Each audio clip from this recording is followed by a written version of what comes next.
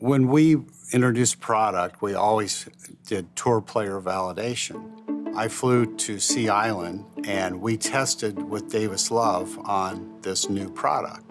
They sent me one white box of the Pro V1, and my instructions were, when I'm done testing, come back with all 12 balls.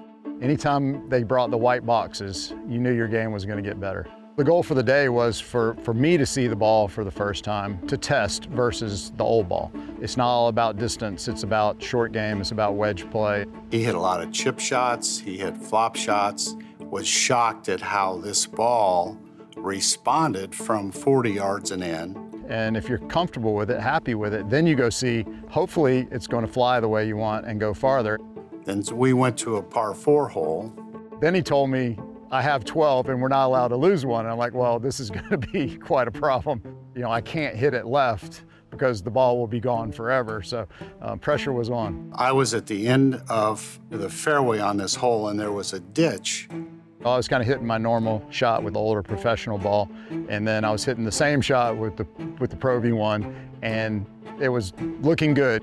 And 40 Pitts was on the tee with Davis. 40 told him, he goes, hey, tee one up and just let it rip. And so I teed it up and hit it. And as soon as I hit it, I was like, oh my goodness, you know, this is a different ball game. And honest to God, I'm standing there. We saw Matt could just go like I'd hit the wrong club. It literally flew past the end of the fairway and into this ditch. Davis comes running down because he knows that we have to return all 12 balls. And I'm like, Davis, I'm not going in there. So I said, well, I'm going to get in and try to find it. Davis pulled up his pants leg, went in himself. So I'm going to try not to sink in the mud and see if I can use the grass as a raft. We couldn't find it. I went home with 11 balls. I kept my job. I came back the next day with my son. We got in there and dug around. Sure enough, we found it. Two Titleist, a True Feel and a black Titleist Pro V1. I have to call Mac Fritz.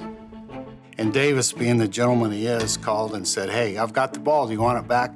We said, no, we're good. Davis had signed a new contract in the meantime, so we knew that that ball wasn't going anywhere. I don't know what happened to the ball. I probably wore the cover off of it in those months leading up to getting to start playing it at Vegas.